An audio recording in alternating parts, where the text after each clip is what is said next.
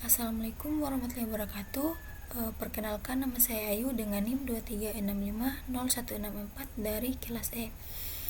Baiklah, di sini saya akan menjelaskan atau membacakan artikel yang sudah saya buat menjadi PPT.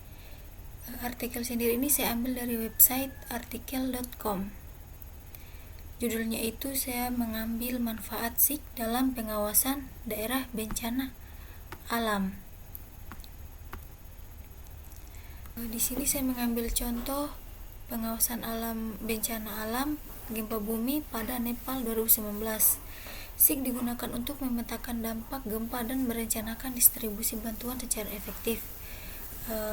Seperti banjir di Jakarta, itu SIG membantu dalam pemetaan daerah rawan banjir, koordinasi evakuasi, dan distribusi bantuan selama kejadian banjir.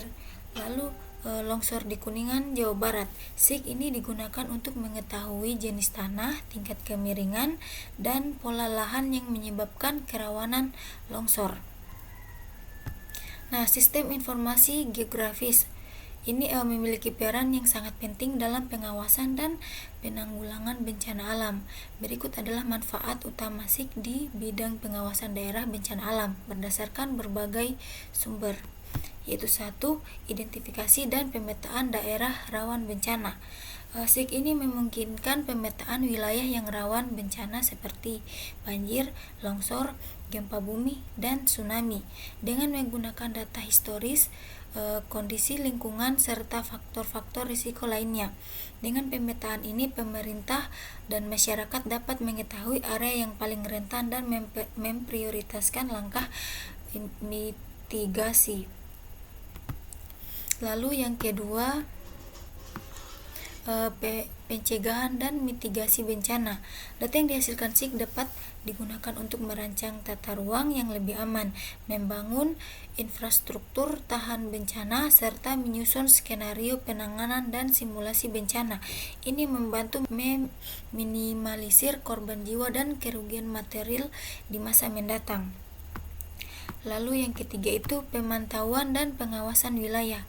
SIG ini memungkinkan pemantauan wilayah secara real time, baik sebelum, saat, maupun setelah bencana terjadi. Data dari sensor, satelit, drone, dan laporan masyarakat dapat diintegrasikan sehingga pengawasan menjadi lebih akurat dan responsif. Lalu yang keempat itu penyusunan rute evakuasi dan distribusi bantuan. Dengan SIG ini rute evakuasi, lokasi pengungsian, dan distribusi bantuan dapat direncanakan secara efisien. Informasi spasial membantu tim tanggap darurat menentukan jalur tercepat dan teraman untuk mengevakuasi korban dan menyalurkan bantuan. Lalu yang kelima, analisis kerusakan dan perencanaan pemulihan. Setelah bencana, SIG itu digunakan untuk memetakan sebaran kerusakan dan mengevaluasi dampak bencana. Data ini sangat penting untuk merencanakan rekonstruksi, rehabilitasi, dan pemulihan wilayah terdampak efektif. Yang keenam, integrasi data sosial dan partisipatif.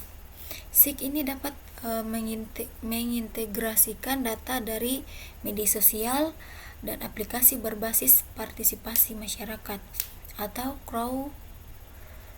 crowdsourcing untuk memperoleh informasi tambahan mengenai situasi di lapangan dan kebutuhan masyarakat secara cepat dan akurat.